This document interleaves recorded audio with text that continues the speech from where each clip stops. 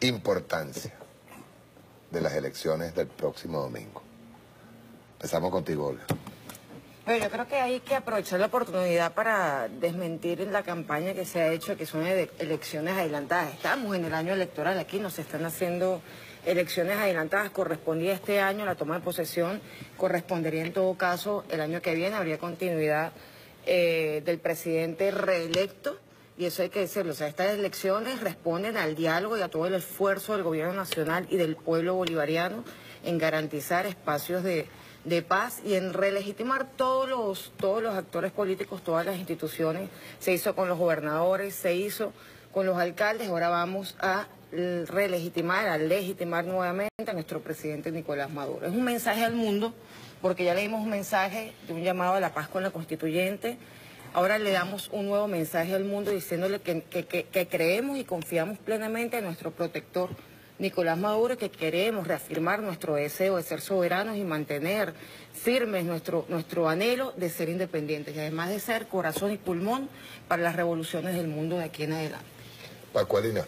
Sí, bueno, coincido con Olga, ¿no? Es la relegitimación de la institucionalidad democrática, el mensaje al mundo contundente que somos una nación democrática, independiente, soberana, porque qué mayor acto de soberanía que ejercer el voto.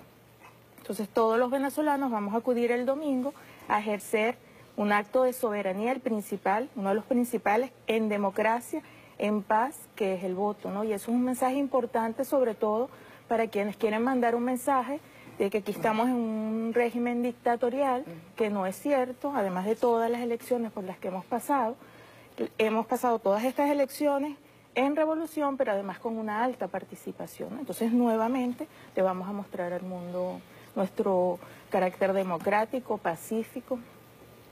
Luz. Ahí nuestra Constitución dice, instruye al presidente de la República que mantenga la paz. Y yo creo que el presidente Nicolás Maduro lo ha hecho de una forma estratégica, consolidada, muy clara y muy definida. Lo hizo con la constituyente y se encargó de erradicar esa cuestión que se llamaba guarimba. Y ahorita está diciendo voy a preservar la paz, tanto a lo interno como a lo externo.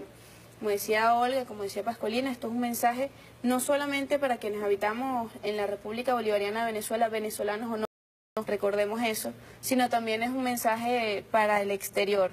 Nosotros somos respetuosos del ordenamiento jurídico y en el marco del ordenamiento jurídico nosotros hicimos el diálogo de paz. El presidente, precisamente, cumpliendo con nuestra Constitución, dice vamos a ir a un diálogo de paz. Y en ese contexto fue que se tomaron las decisiones precisamente de acudir a este marco electoral. Y también somos respetuosos del ordenamiento jurídico internacional. Eso sí, el respeto también se exige. Nosotros respetamos el ordenamiento jurídico internacional y exigimos el respeto del ordenamiento jurídico internacional por parte de las otras partes. Aparte que es una cuestión de soberanía también. Un tema de soberanía. Tema de soberanía. Valdés.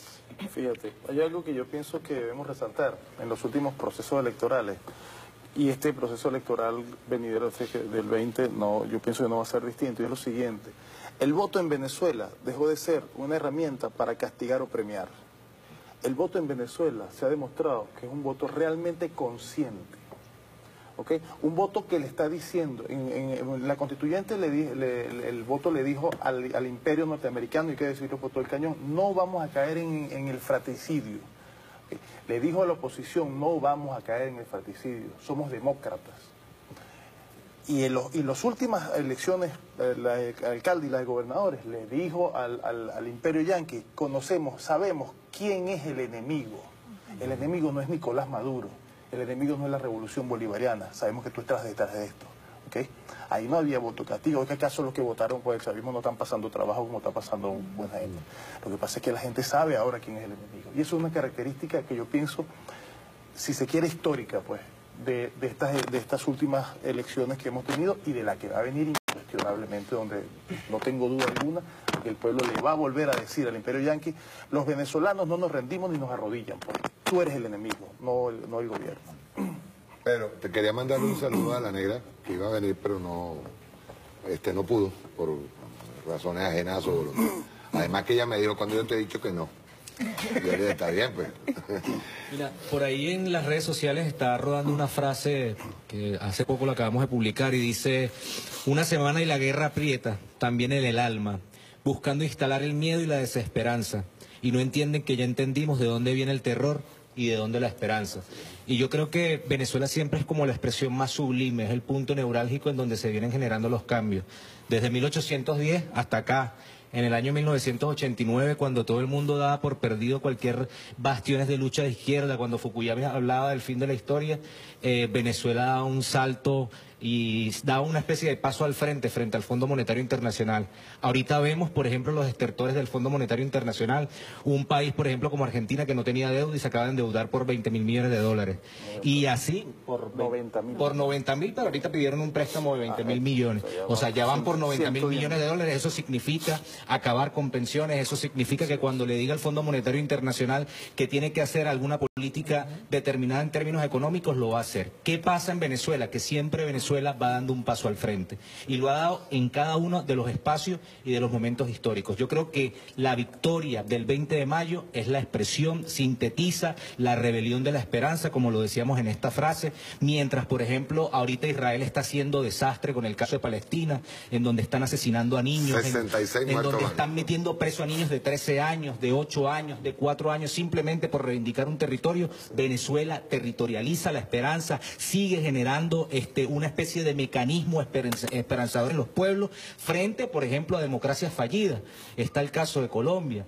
En el caso en particular, ellos tienen unas elecciones ahorita, pero, por ejemplo, nadie dijo absolutamente nada que un francotirador le disparó al candidato Petro en Cúcuta y no hicieron nada, no dijeron absolutamente nada. Pero con el caso de Venezuela, siempre lo digo yo, ya para culminar, Venezuela supuestamente o se termina configurando como el eclipse de los errores de los gobiernos de derecha. Es decir, mientras los gobiernos de derecha están acabando con los derechos económicos, sociales y culturales, están prácticamente creando la estructura jurídica para el trabajo esclavo, como el caso de Brasil o el caso de Perú, Venezuela se convierta en la excusa perfecta para no hacer las cosas, que es lo que están clamando los pueblos. Y hay un retroceso. Pero... Sí, pero ¿qué es lo que están clamando los pueblos? Educación gratuita, están clamando más pensiones, están clamando un sistema educativo que esté acorde a las necesidades de cada pueblo, y eso no está pasando ni en Colombia, ni en Perú, ni en Argentina.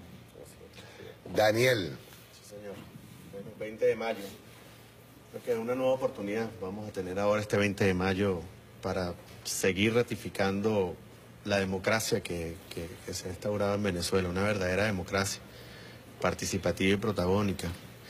Yo creo que vale resaltar que vamos, digamos, esta vez, este escenario electoral plantea unas adversidades diferentes.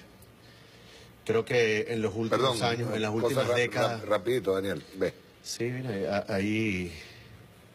Sí, eso forma parte de la estrategia... Lo bueno es que nosotros le podemos poner el gallo rojo y se lo damos al Partido Comunista. Fíjense, ahí nosotros...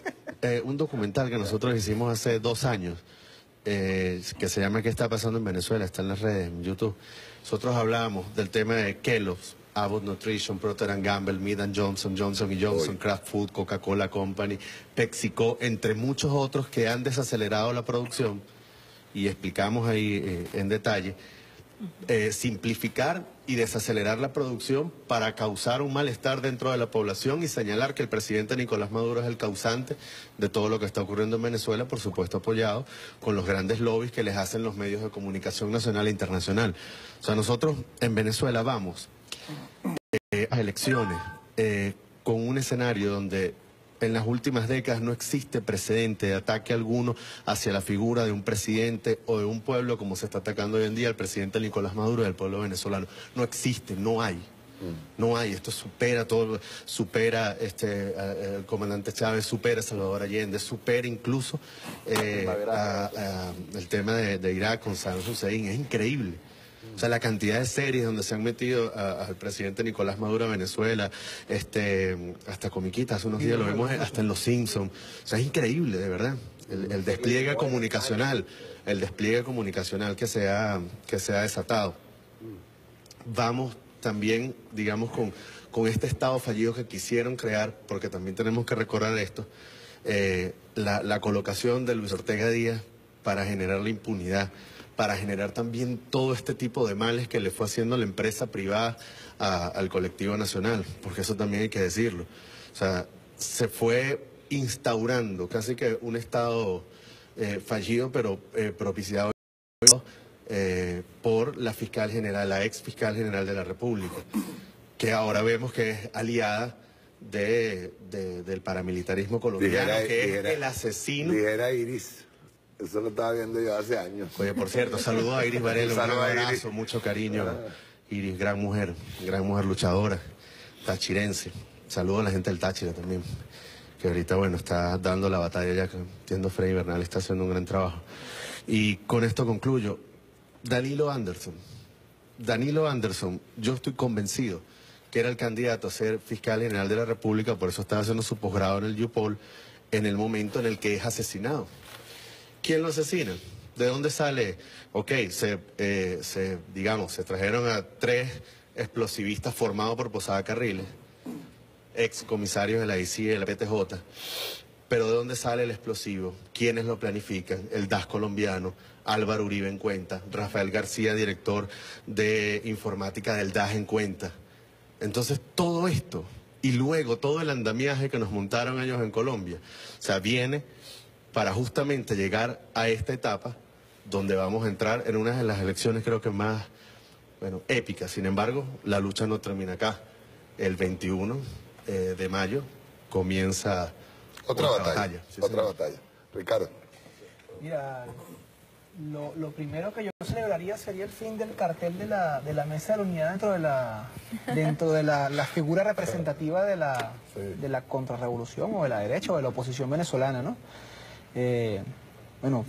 Gracias a todas las malas decisiones que han venido tomando, creo que con estas elecciones del 20 se legitima en Venezuela un nuevo sector que va a representar una nueva ala de la oposición venezolana, que bueno, se siente un poco más identificada con la vía democrática, aunque bueno, Henry Falcón, sabemos que es un tipo que ha marcado su postura, bueno, por traidor, ahora fue muy cercano al señor Lorenzo Mendoza,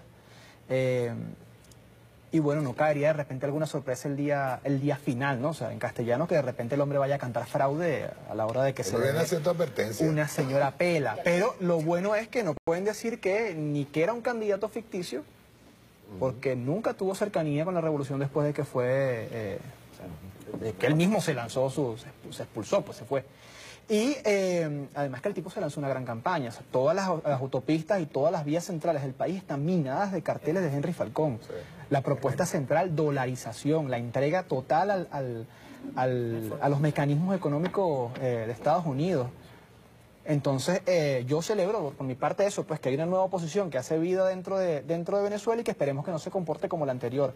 Lo segundo es que las grandes movilizaciones que se están viendo en los últimos días, y esa esa masa heroica del pueblo que se ha movilizado, refleja que aún en las peores condiciones la gente está entendiendo lo que está ocurriendo en Venezuela y que está respaldando un modelo económico que no es el que se está viviendo en Argentina, que no es el que se está viviendo en Perú, que a lo mejor de repente la gente no dice, mira, yo creo en el socialismo como tal, porque quizá de repente a estas alturas de la historia no entiende teóricamente el socialismo como tal, pero Mario, no quieren el sistema de explotación, no quieren el sistema que los agarre y los convierte en simple mano de obra barata, pues. Es decir, yo no quiero trabajar 18 horas al día como trabajan en Perú, yo no quiero trabajar en 3 y 4 empresas para poder llenar la alacena, pero sí quiero combatir de la mano con la revolución, porque para nadie es secreto en castellano de que la vaina está jodida, pero la gente entiende que son por condiciones foráneas, entiende que hay un embargo, entiende que hay una guerra económica, entiende que hay sabotaje de parte de un sector del empresariado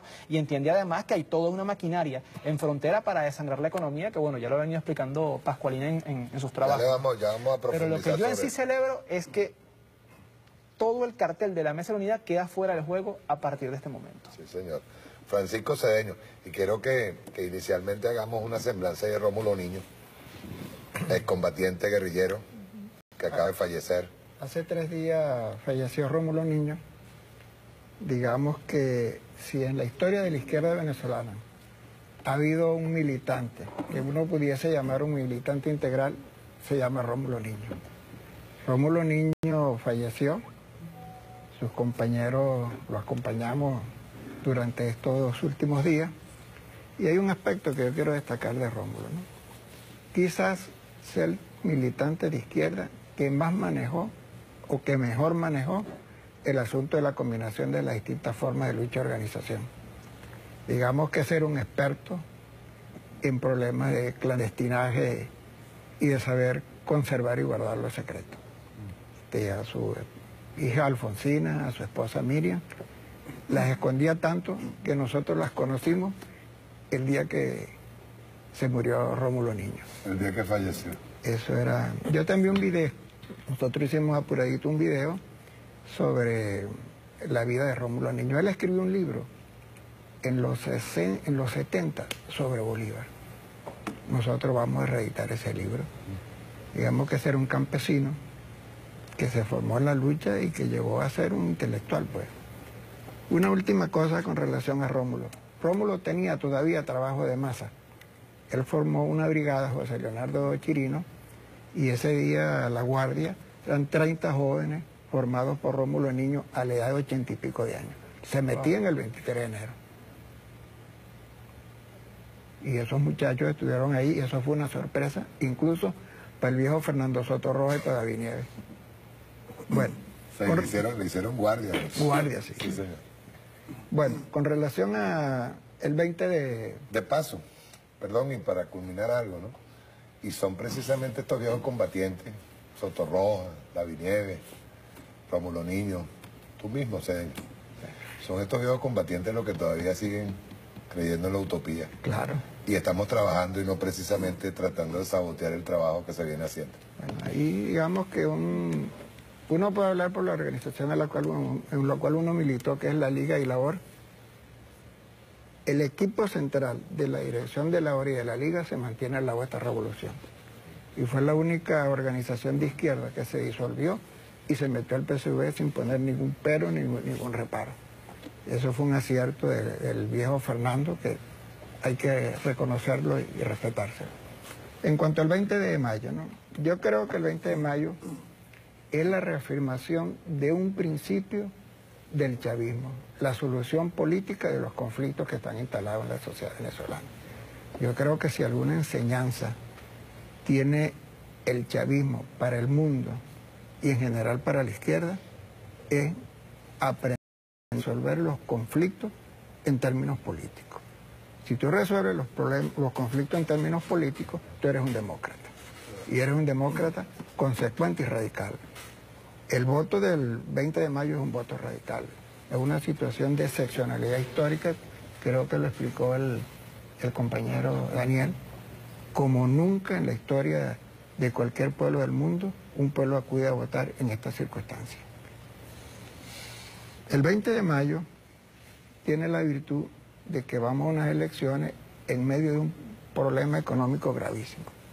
Y el día después del 20 de mayo, ese es el problema que está en el tapete.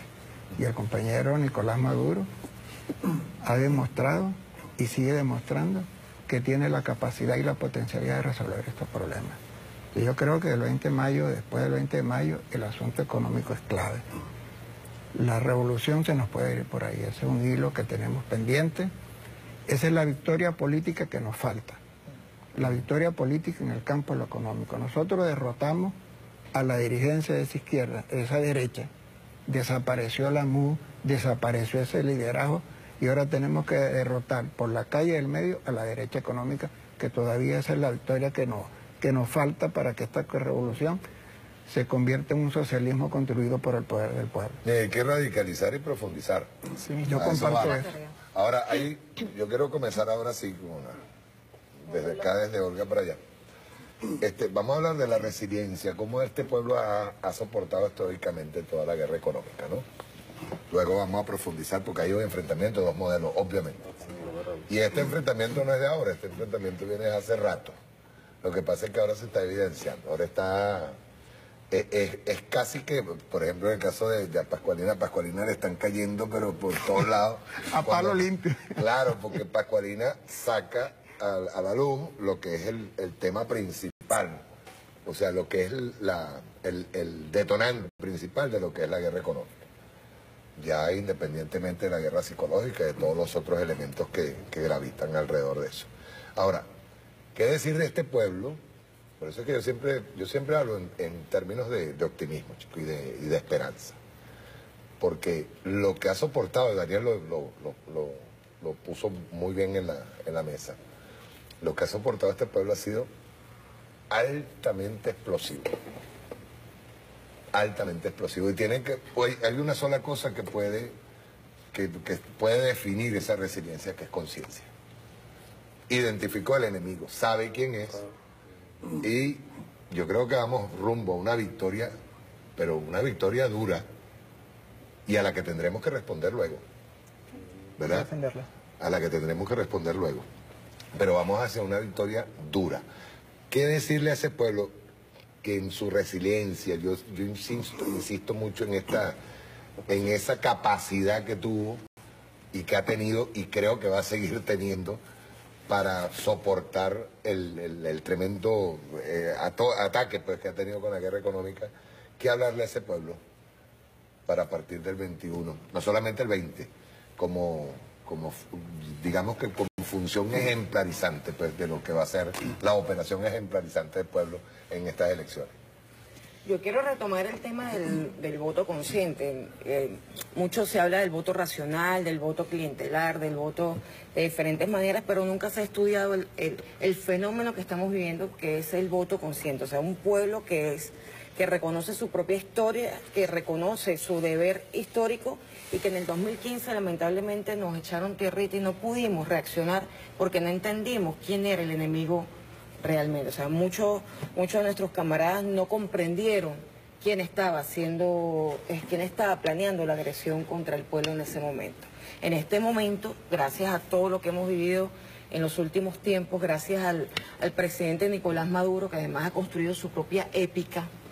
Nicolás Maduro ha crecido en la adversidad, y nosotros como pueblo junto a él en la adversidad hemos crecido y hemos entendido, como decías tú, quién es el enemigo, dónde está el enemigo y cómo está trabajando el enemigo. Esto es una guerra total con diferentes aristas. La solución no es lineal, la solución es como un tablero de ajedrez donde vamos armando las piezas y vamos dando jugadas para poder vencer. Hemos dado gran...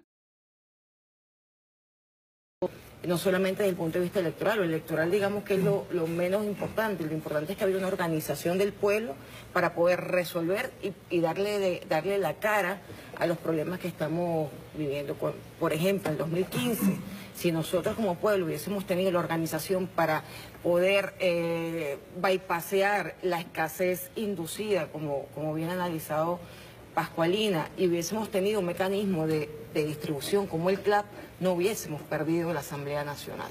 Eso estamos todos claros. En este momento tenemos, además de estar en resistencia, estamos resolviendo, estamos creando mecanismos, estamos ingeniando soluciones para poder responder y adelantarnos a los asedios que vienen no solo desde adentro, sino fundamentalmente desde el exterior. Yo creo que este pueblo, nosotros como pueblo, hemos aprendido de lo vivido. Esta crisis nos ha permitido también que los que estaban atados a esta crisis, que estaban atados a este proceso, por intereses personales, porque estaban siendo parte de la guerra, han tenido que salir. O sea, la misma situación ha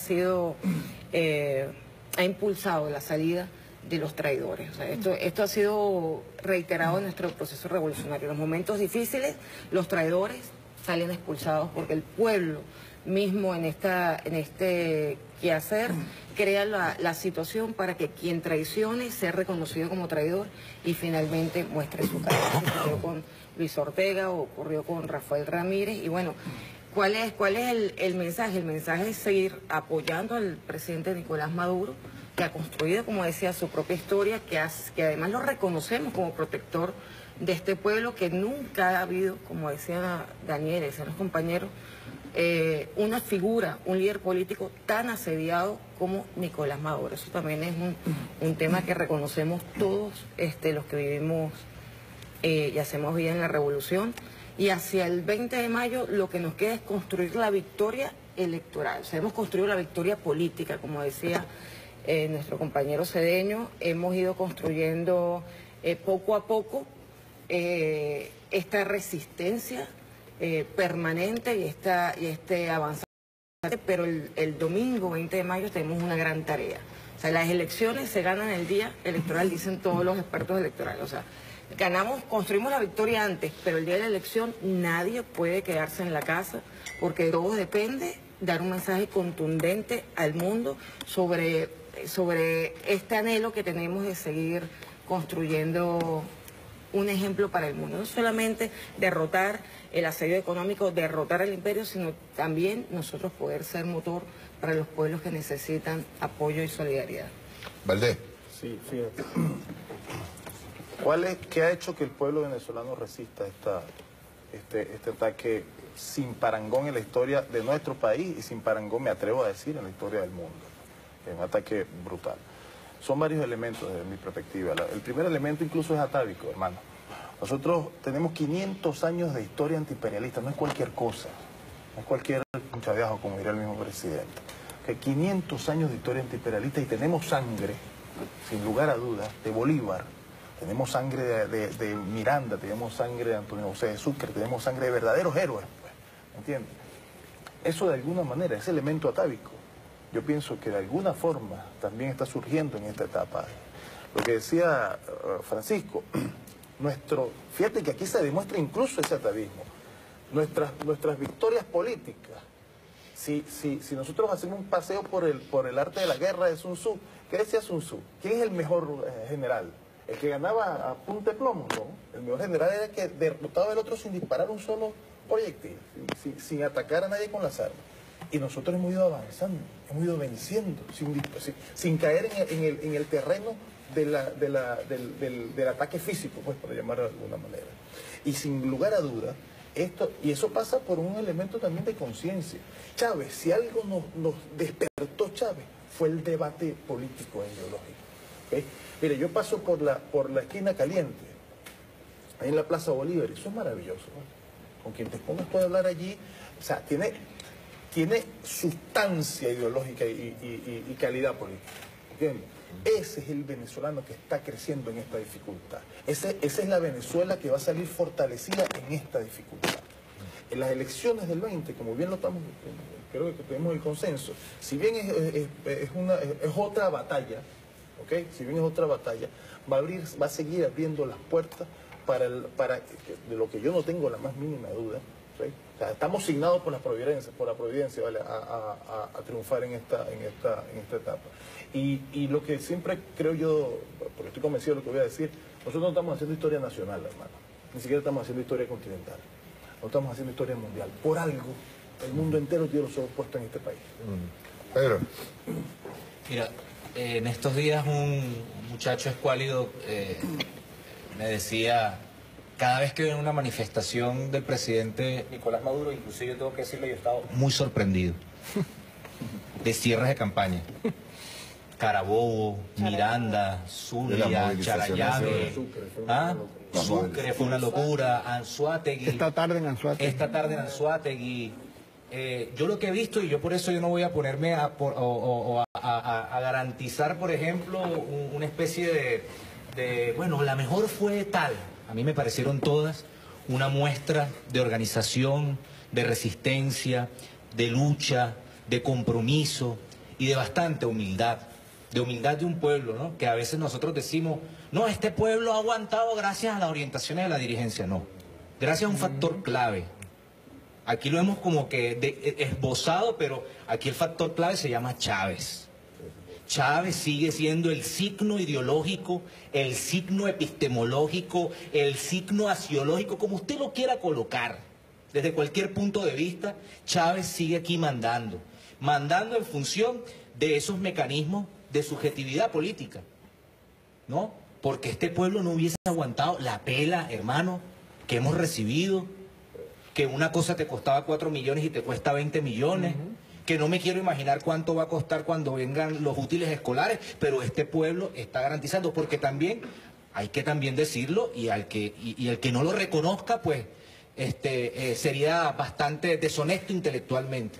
Porque el presidente Nicolás Maduro ha aplicado lo que en algún momento de repente algunas personas que estudian ingeniería, etcétera, etcétera, le denominan inteligencia de negocios. Inclusive le ha aplicado al Estado, ¿no? Las APP, los wallets, ¿verdad? Que tú puedas recibir a través de un carnet de la patria que todo el mundo subestimó, ¿verdad? Pero que mientras tú subestimas porque eres clase media, a esa señora cuando le llega un mensaje de teléfono le llegó su bonito, ¿verdad? Que es la redistribución de la riqueza, que no es la dádiva por la dádiva, ¿no? Que no es la sopita por la sopita, porque no es regalar una sopa, es hacer un sancocho como esfuerzo colectivo.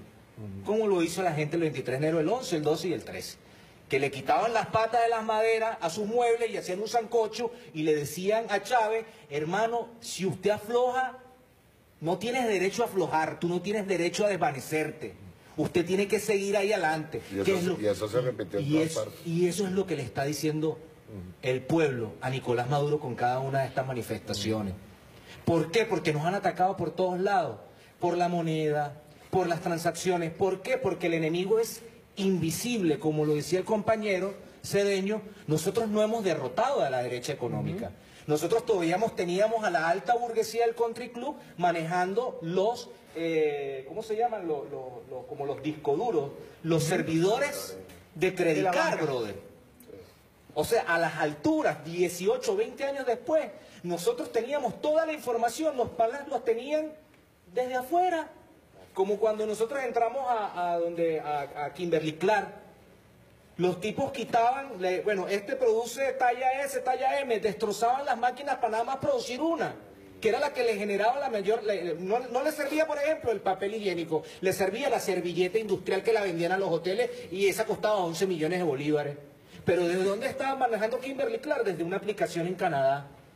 Entonces todavía nos aplican eso porque... Perdón, Pedro. Lo que hicieron en PDVSA con Intv. Bueno, es que es lo mismo, pero es que lo manejaban desde afuera. Lo mismo que hicieron en Credicar. Y por ejemplo, en estos días vimos al compañero gobernador del Zulia, Omar Prieto, cada punto de venta lo estaban vendiendo en $2.000, hermano. En $2.000. Entonces, no podemos seguir permitiendo el viva la pepa en términos de dignidad. Y a propósito, tengo que decirlo. Por ahí hay un video de Requesén pegándole a una funcionaria. Sí, una funcionaria de 19 años. Guardia Nacional Bolivariana en la Asamblea. Esa me dice 19 años, hermano. Y tenemos una ley contra el odio. ¿Hasta cuándo? Contra la mujer. ¿Hasta cuándo Requesén? Y contra la mujer. No, y que después termina cayéndose a curda en las Mercedes, como estaba hoy Manuel Rosales por allá en las Mercedes cayéndose a palo. ¿Hasta cuándo, hermano? Si nosotros seguimos permitiendo, vamos a garantizar la victoria del 20, pero este pueblo está clamando y no es sed de venganza, es sed de justicia, que es diferente. Claro, sí, justicia, efectivamente. Hoy, por ejemplo, estábamos revisando los costos de un trabajo que hicimos hace 2 años. Una caja de tomates, por ejemplo, de 22 kilos, costaba 15.000 bolívares. Hoy la misma caja de 22 kilos cuesta 15 millones. 2 años. Y así muchos otros productos. Ahora, hace este fin de semana, por ejemplo, un producto de McCormick, un té X, tenía precio marcado de 281.000 bolívares. Ya uno no tiene que tener este prurito para decir Kelo, para decir Polar, sí, menciono McCormick y es de Alfonso Rivas. Porque esos carajos, perdón, Daniel, yo quiero decir algo. Esos carajos tienen toda la vida explotando a los obreros aquí. Y tienen toda la vida ganando y sacándole plata a Venezuela. Y de repente un día se les ocurre cerrar la empresa y se van para el carajo. Así es. Y entonces... Lo que pasó con Kimberly Clark, por ejemplo, que ellos venían recibiendo $800.000 mensuales aproximadamente para sus líneas de producción desde el año 2004 al 2012, ¿no? Luego, cuando llega el presidente Maduro, se le empezó a otorgar $8.900.000 mensuales, es decir, 10 veces más lo que se le entregaba. ¿Y qué hicieron? Desacelerar la producción, cancelar líneas de producción, hasta el punto en el que recogieron gran capital y se lo llevaron. Y lo mismo han hecho muchas otras empresas. Entonces, ¿qué es lo que, fíjate, lo que decía Pedro hace un rato es cierto? O sea, nosotros aquí, el pueblo efectivamente ha aguantado. Lo que decía del té McCormick, té listo, de Alfonso Rivas, 281.000 bolívares tenía el precio marcado el fin de semana. Para el día lunes, es decir, para el día de ayer, iba a costar 1.500.000 bolívares. Y ahí está, pueden ir al Supermercados Plaza y ver que es real. Y me dijeron, mira, yo le dije, no, es que yo no puedo pagar esto porque este es el precio. Bueno, pero es que yo no lo puedo cambiar porque los precios se centralizan en Baruta y desde allí nosotros cambiamos todos los precios y hoy domingo no trabajan. Tienes que venir mañana para ver si se te puede hacer el cambio. Y digo, bueno, pero esto está ocurriendo y ¿qué hacemos? El Banco de Venezuela tiene 3 semanas con la página que no se puede entrar. Y apenas ayer fue que dijeron tímidamente que estaba... El presidente anunció profundización e investigaciones en PDVSA, ojo. Ahí es donde está lo que dice Pedro. Efectivamente. Nosotros, con el tema de la dirigencia, nosotros tenemos que profundizar otro que tengo que meter, sí, que es el que se conservan en cada una de las instituciones, se conservan unos reductos, reductos del fascismo, por favor, que están en este momento activados simplemente para tratar de... Mira, por eso ya hablaba desde el principio de la resiliencia de la gente. O sea, la gente está clarita, pero es que nosotros también tenemos que reaccionar, tenemos que buscar esos reductos y tocarlos. Totalmente, por favor.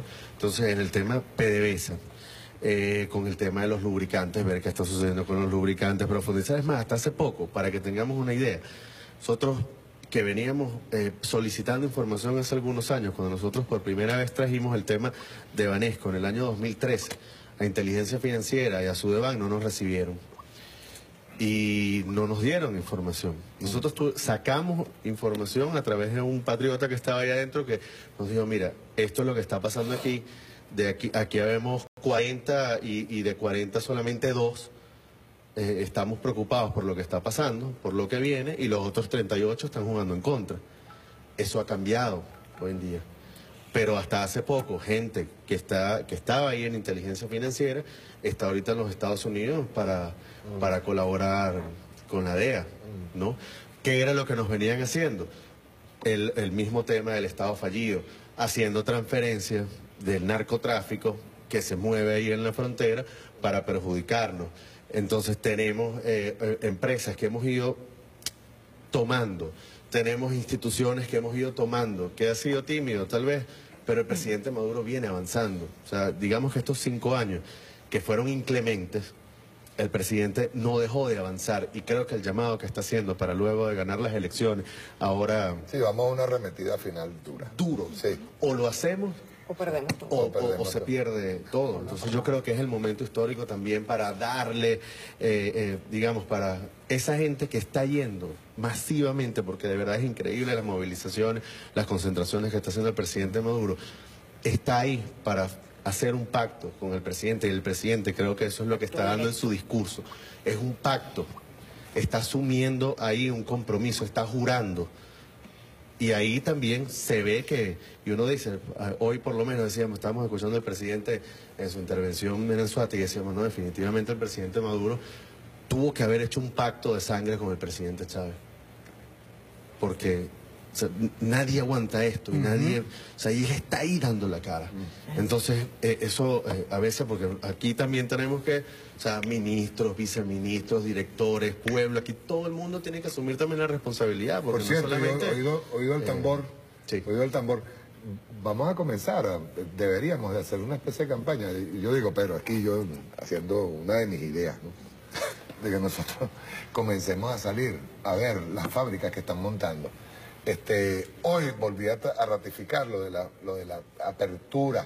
¿Te acuerdas de aquellas fábricas de harina de maíz de las iraníes? Ajá. Bueno, están volviéndolas a poner en práctica porque vamos hacia la producción de harina de maíz. Las fábricas de pasta de tomate, de salsa de tomate, vamos hacia allá. Vamos hacia el hecho, porque tenemos que crear una industria nacional que tenga que pasar por encima de la industria. Una de las electrodomésticas más grandes, Haier está aquí en Venezuela, la más grande, la planta más grande de todo el continente. Eso hay que recuperarlo también. La fábrica de Anaco. La fábrica de Anaco. O sea, es que la pelea no solamente va a ser política y en contra de lo que viene, de allá, va a ser económica. Luz. Bueno, pero muy en sintonía con todo lo que están comentando. Yo creo que hay un punto importante. No es casualidad que el pueblo está extremadamente consciente. Nosotros hemos pasado por un proceso de politización espectacular y hemos pasado por un proceso de formación desde todo punto de vista. Formación política, y esto es lo que ha traído como consecuencia la politización que tenemos, pero también formación técnica. Y eso es además la herramienta fundamental para pasar a ese proceso del que estás hablando. Nosotros tenemos que literalmente hacernos de nuestra industria, de nuestra capacidad productiva. Y mostrarla. Y ya tenemos, gracias precisamente a la política educativa, tenemos la herramienta fundamental.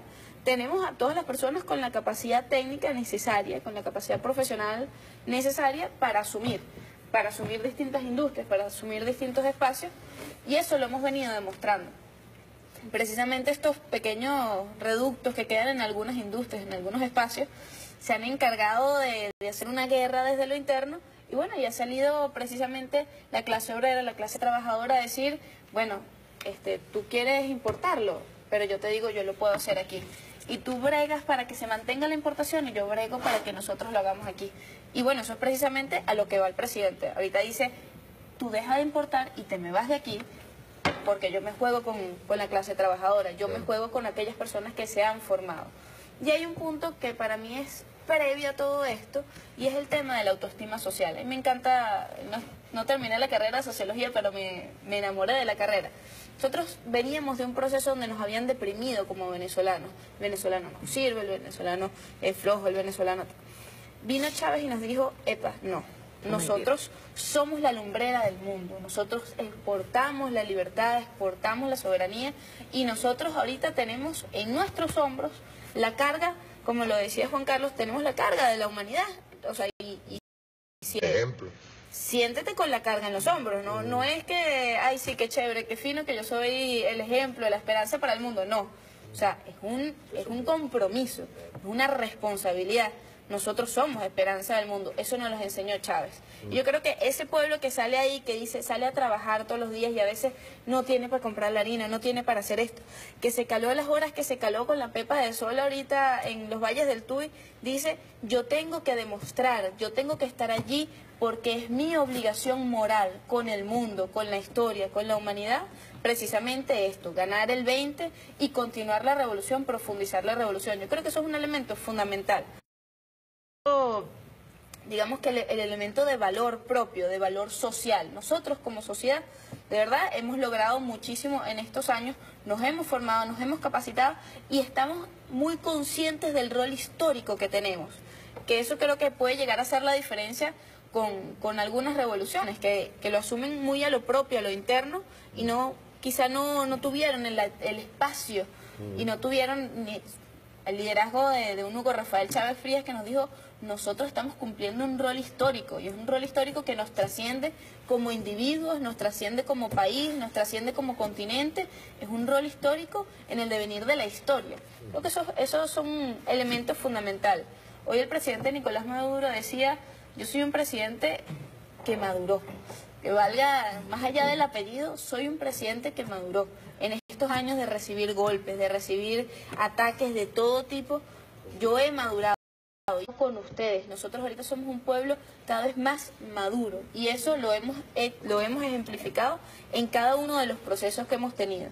Creo que, un poco ya para culminar, nosotros tenemos ahorita una cantidad de oportunidades increíbles, porque lo que tenemos ahorita es, mira, se sella el 20 y a partir del día 21 nosotros tenemos nuevas batallas, y estas batallas están cargadas de un potencial de oportunidades espectaculares, desde la producción, desde la creatividad, desde el conocimiento, y sobre todo desde, eso sonará un poco arrogante, pero bueno, es la expresión de seguir dándole cátedra al resto del mundo.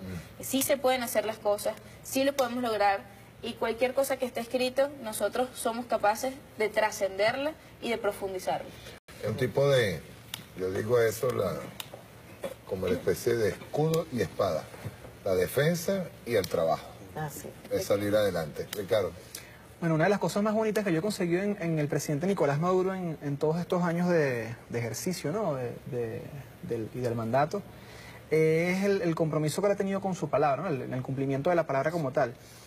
Cuando Nicolás llega a la candidatura en condiciones, bueno, bien difíciles, además con una herencia bastante difícil, además con un enemigo ya preparando la guerra económica, ya preparando todo el ataque, él dice, bueno, yo voy a garantizar... Y la tristeza del pueblo en el lobo, sí. Exactamente. Todo ese morral de Chávez pesaba bastante. Sí, señor.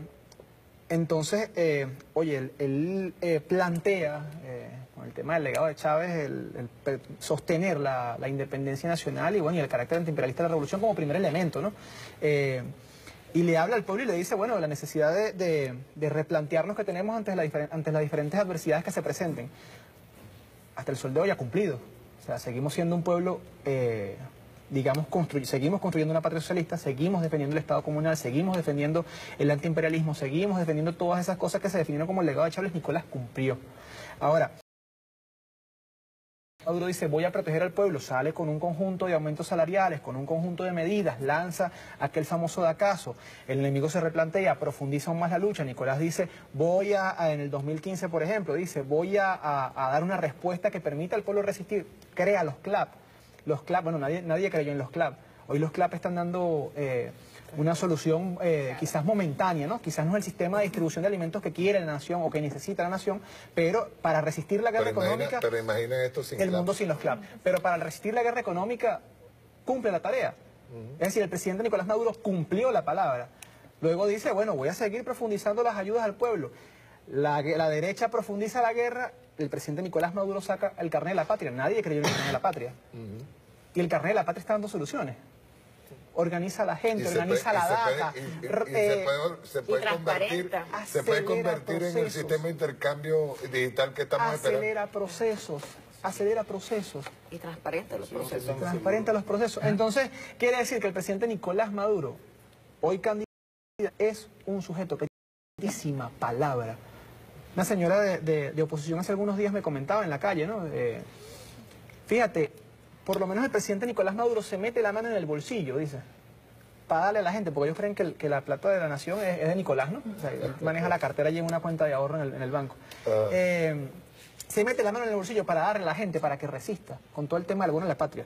Dice, bueno, pero lo de nosotros, ¿qué hacen? Si todos se fueron del país, ¿qué nos queda? ¿Okay? Entonces también hay otro elemento que creo yo que hay que resaltar, que es el hecho de que la quinta columna migró al país. Gran parte de la quinta columna migró al país, o por lo menos todos los que yo conocía, que en aquel momento de repente uno decía, bueno, no, lo convenzo para estas elecciones, el aliado táctico del momento. No, estaban destrozando por completo el aparato burocrático del Estado, porque todos trabajaban con el gobierno. Se fueron del país, entonces yo creo que es una oportunidad excelente. Lo otro, que esta constante arremetida de parte de la oposición y de parte del imperialismo ha logrado que el pueblo mejore su capacidad de organización, aumente su capacidad de organización y mejore los procesos, ayudado por el tema del carnet de la patria también. Creo que es el momento, creo yo, vital o de mayor oportunidad para nosotros darle la P a los CLAP, confiar en el pueblo, producción directa. Tuvimos, por ejemplo, cuando fue el tema de aquellas fábricas, entiéndase, Aceites Diana, que fueron tomadas por los trabajadores, bueno, hubo experiencias exitosas de control obrero en este país. Y creo que eso está dentro del programa de Hugo Chávez del Estado Comunal, está dentro del Plan de la Patria, y creo que deberíamos retomar esas experiencias. El pueblo no miente, el pueblo no se estafa. Es imposible que el pueblo se robe a sí mismo. Si seguimos confiando, creo yo, que en esos eruditos de la economía que llegan y dicen, no, hermano, ya va, espérate un segundo, pero es que no es el momento, camarada, vamos a esperar, el capitalismo aquí funciona y allá es malo. O sea, yo creo que eso no va a permitir, y lo que va a hacer es generar nuevos espacios para que se vuelva a colar la derecha, porque todos tienen un proveedor, todos tienen un amiguito, todos tienen, yo tengo un aliado internacional que es el que me envía los productos de calidad, y resulta que es otra empresa de maletín. Entonces uno dice, bueno, ¿hasta cuándo? Estamos hablando de un proceso de organización popular, ¿y cuándo le damos esa confianza y ese voto al pueblo? Creo también que hay que, el tema de la justicia o la acción que está tomando el fiscal sobre y el aparato de justicia nacional sobre PDVSA es vital. O sea, bien lo decía Pedro, el pueblo tiene sed de justicia, no sé, de venganza. Que se tomen los correctivos que hay que tomar, pero yo creo que también hay que desarrollar esos procesos en los espacios de contacto directo con el pueblo. Hay un montón de funcionarios, hay un montón de gente que tiene que ver con el tema de los trámites, hasta para legalizar esta tasa que te cobran una millonada y esa vaina cómo frena el desarrollo de un país. Por tú no poder tener un RIF, no puedes cobrar un trabajo que realices, así sea como un trabajo individual. De repente un muchacho, un diseñador, por ejemplo, no puede cobrarle a alguien porque no tiene un RIF. Se jodió. Sí. Entonces, para poder cobrar el RIF, y va a cobrar un trabajito de 5 millones de bolívares, un ejemplo, 2 millones de bolívares, entonces tienes que pagar 10, 12, 15 millones de bolívares por un RIF. Matas el trabajo, matas el desarrollo de la empresa que tanto el capitalismo dice que defiende. Entonces, ¿qué terminan siendo? Ellos defensores de una empresa de 10, del monopolio. Creo que la revolución tiene que ir hacia allá, aplicar justicia en los espacios de contacto directo con el pueblo que tanta rechera dan. Entiéndase con todo el respeto, entiéndase Saime, entiéndase el tema del apostillado, entiéndase el tema que si de... O sea, todas las cosas, la cédula, por ejemplo. Un pasaporte estaban cobrando por allí, creo que eran $2.000, $4.000, por sacar un pasaporte. ¿Qué es eso?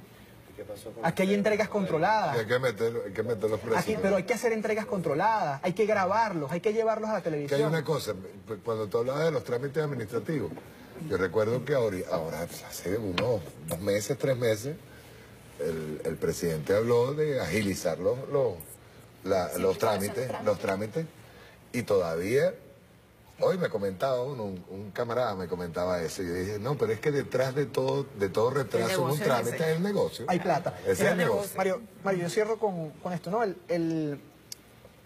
Lo único que le va a dar garantía a la revolución, bien decía el compañero, ¿no? La capacidad de gerenciar o la capacidad de administración económica de la nación es la garantía no la victoria política, de la victoria económica como tal.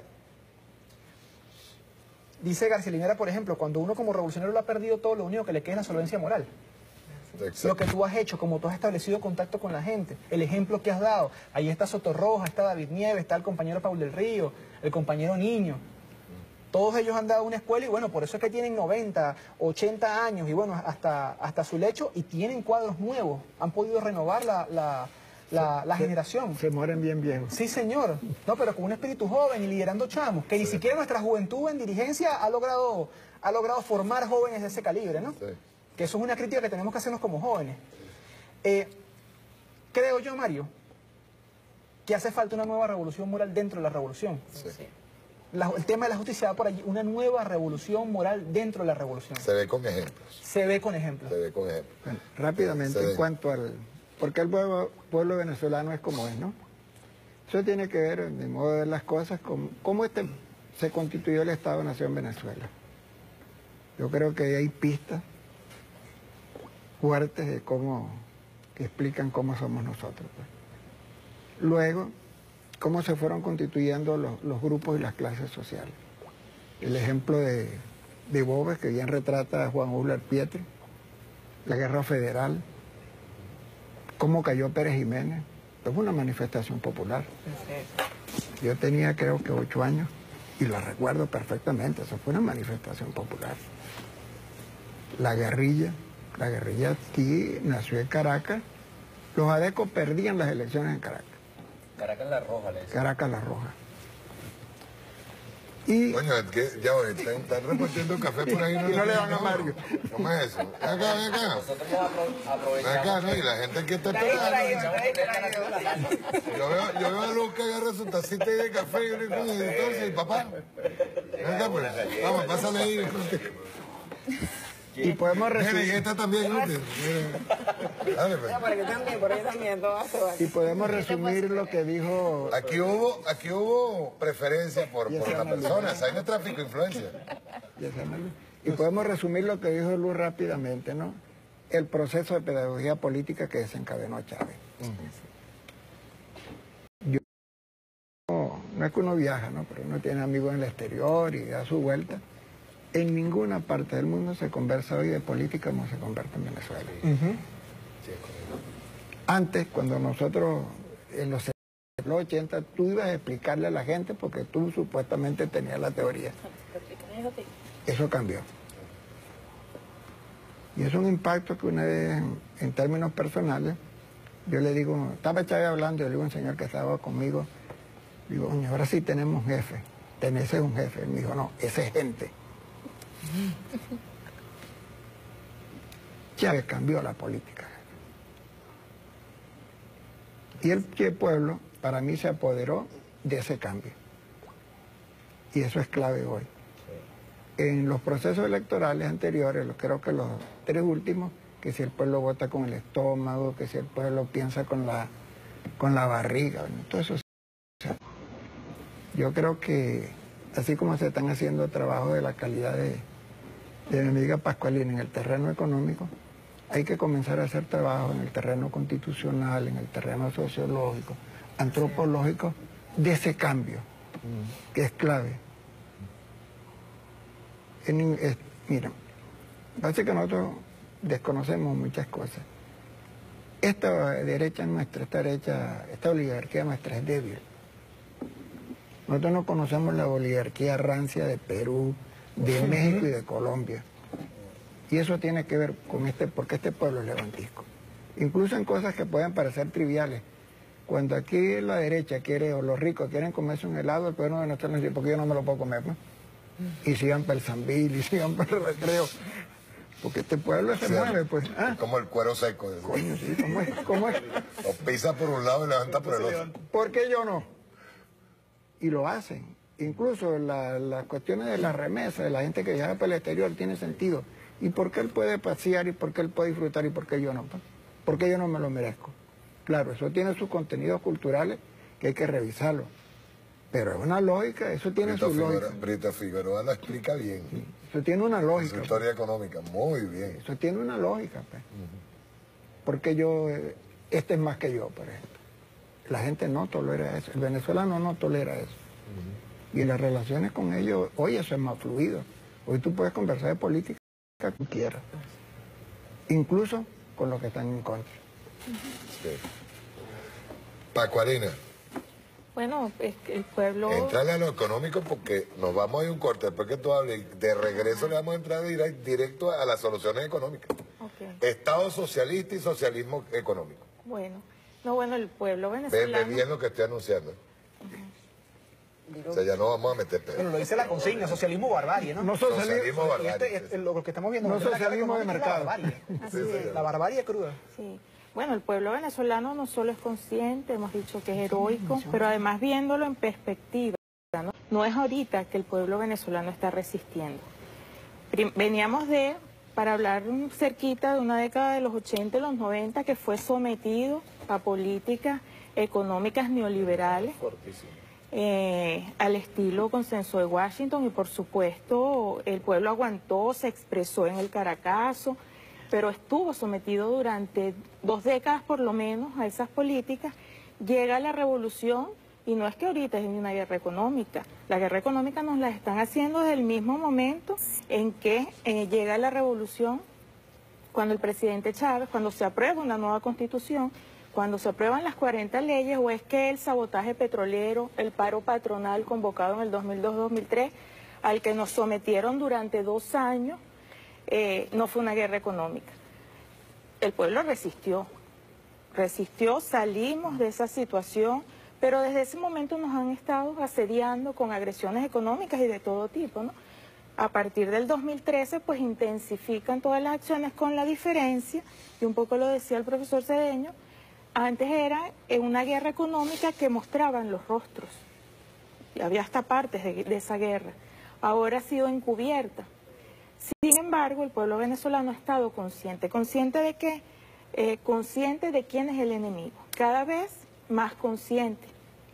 Lo decía Olga, en el 2015 había mucha confusión. Cuando fuimos a las parlamentarias, eso de la última cola, había mucha confusión de por qué faltaban algunos productos, pero cada vez más consciente. Consciente porque, primero, de quién es el enemigo. Segundo, de las dimensiones, ¿no? O sea, esto es una guerra económica que no tiene precedentes. En cuanto a las dimensiones, la han aplicado en otros momentos, en otros países también para derrocar revoluciones, pero no en las dimensiones como lo están haciendo ahorita. Pero además, eso va acompañado de las políticas, ha acompañado esta guerra económica, ¿no? Esas políticas que permiten resistir a la guerra económica. O sea, imaginémonos un escenario con estas agresiones, pero con políticas al estilo de Macri. Es decir, recorto el presupuesto público, recorto la liquidez monetaria, que es la presión que tiene la derecha justamente. ¿Cuánto en dinero, cuánto cuesta un clavo hoy? Exacto, recortar el gasto público. Como 20 y pico millones, ¿verdad? ¿Cómo? ¿Cuánto cuesta una caja de clavo hoy? Hoy no sé. No, Claro. no sé, no compré. Pasa de los 20 millones. Y si Tú dices precio dólar today. sí, y si esa el Estado te la da, tu salario no es el salario mínimo. Tu salario está hoy, los que reciben la caja CLAP, por sobre los 20 millones de Cuando bolívares. vas a llenar el tanque de gasolina, o pagas la luz, o pagas... Los servicios telefónicos, internet, la luz, el agua. Sí, por eso hay una serie de políticas que, digamos, yo decía, imaginémonos un escenario política del estilo Macri, ¿no? Recortas el gasto público, por lo tanto, el servicio de salud, de educación, no tienes la caja CLAP, el subsidio a los servicios básicos. No es igual resistir una guerra económica con políticas de ese tipo a políticas que buscan proteger a la población, etcétera, ¿no? Entonces ese es otro componente importante. Y hay otro elemento allí, y es que tenemos 5 años y además es una guerra económica que ha ido escalando, cada vez más intensa y además cambiando. Un poco lo decías tú. Entonces se identifica que el problema es la distribución no de la producción, sino de la distribución, la alteración de la distribución, y se crean los CLAP. Entonces, ¿qué hacen? Alteran la producción, simplifican la producción o migran a otro tipo de mecanismos, por ejemplo, los intensifican, y lo que antes era sutil, como la manipulación de la moneda, llega a ser tan intensa que es que ni siquiera los economistas de la derecha pueden explicar, y lo hemos dicho, cómo es que en este país en 5 años ese cambio hasta ahorita 12 millones %. Desde el año 2012 hasta ahorita no hay explicación, ¿no?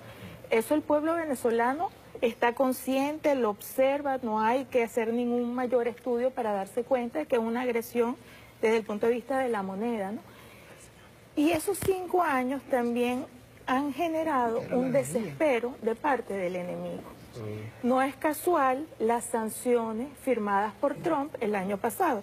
Y ese desespero lo que ha hecho es hacer más visible esa guerra económica que ha sido encubierta, velada, y por lo tanto generar más conciencia también en el pueblo venezolano de quién es el enemigo. Claro, ayer dejó de ser encubierta. Deja de ser encubierta. ¿Por qué? Porque bueno, pasamos el 2015, 2016 con precios de petróleo muy bajos, llegó hasta $22 el barril, que hace, digamos, el imperialismo en el 2017, cuando comienza a subir el precio del petróleo. Bueno, entonces ahorita te está subiendo el precio del petróleo, tú vas a tener ingresos, a diferencia del 2016-2017, pero yo te lo voy a bloquear. Entonces te voy a sancionar y voy a formalizar lo que antes era encubierto y se muestra como el enemigo. Entonces, y eso además un pueblo que ya venía consciente, pues va identificando con mayor razón quién es ese enemigo, las dimensiones. Igual ha pasado con la manipulación del tipo de cambio. Bueno, tienes la bolsa CLAP, de las cajas CLAP, tienes el subsidio, pero ahorita de lo que consigas yo te voy a incrementar los precios. Y aumenta el ataque de la moneda en unos niveles. O sea, no hay forma, por ejemplo, de explicar que entre marzo y mayo, es decir, en un mes, haya variado el tipo de cambio casi 300%. O sea, estaba en 200 y tantos mil, 230, ahorita está como en 800 y pico. ¿Qué ha pasado en este país en este mes realmente? Que estamos en una campaña electoral para elegir democráticamente un presidente. ¿Recuerdas los picos Claro, que muestran? Un proceso electoral democrático. Es decir, eso no justifica que se deprecie la moneda. Y lo otro que ha pasado este mes es que ha aumentado el precio del petróleo de 57 a 63, cosa que nos beneficia. O sea, no hay forma de explicar una supuesta depreciación del bolívar de un 300% en menos de un mes. Eso el pueblo venezolano se da cuenta porque es un pueblo consciente que está, digamos, ha vivido, además que tiene la escuela de Chávez, sabe que lo están asediando desde el punto de vista económico y otros, pero refiriéndonos a lo económico, y es ese mismo pueblo que va a salir a votar el domingo porque sabe qué es lo que está en riesgo. ¿Qué está en riesgo? Primero, seguir combatiendo ese enemigo, el que le ha generado toda esta situación. Está en riesgo evitar que se imponga un modelo como el de los 80 o de los 90, un modelo neoliberal al estilo Fondo Monetario, etcétera, ¿no? Incluso hasta peor con una supuesta dolarización, ¿no? Entonces allí está consciente que va a elegir entre dos modelos. Un modelo socialista, de igualdad, de justicia social, continuar y avanzar hacia el socialismo, o la otra siempre opción, que ellos han tratado de atacar es el modelo. El modelo, que no es lo que ha fracasado, porque si hubiese fracasado el modelo, hubiese fracasado el 99. Y resulta que hemos tenido un modelo prácticamente asediado. No, y el modelo ha sido aquí nada más, tan bueno que a pesar del asedio, incluso se han mantenido niveles, ¿no? A veces mostramos los niveles de pobreza en los 80, con incluso niveles de inflación menores, han sido proporcionalmente mayores que ahorita. Sí. Eso es por el modelo. Hubiese sido un modelo neoliberal en este momento, pues los resultados hubiesen sido distintos. ¿Y qué es lo otro que está en juego? Que lo han mencionado mucho. Bueno, ese pueblo que de la misma forma como es consciente de lo que está ocurriendo, también con mucha conciencia va a acudir a votar, a ejercer su rol protagónico pacíficamente, pero un pueblo que está clamando, y lo han dicho, justicia. O sea, justicia para estos enemigos, estos grandes monopolios que han escondido los alimentos, estos que han manipulado la moneda, estos que están allí jugando para otros, incluso dentro de, digamos, dentro de los que se diseñan política. Eso es lo que va, lo que sabe que está en juego el pueblo venezolano consciente. Vamos a ir a un corte.